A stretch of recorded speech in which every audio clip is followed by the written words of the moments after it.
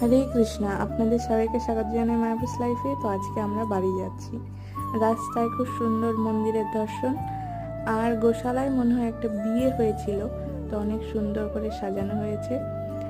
বাইরে থেকে অনেকেই এসে এখানে বিয়ে করে, কারণ খুব সুন্দর করে এখানে অ্যারেঞ্জ করা হয় বিয়ের।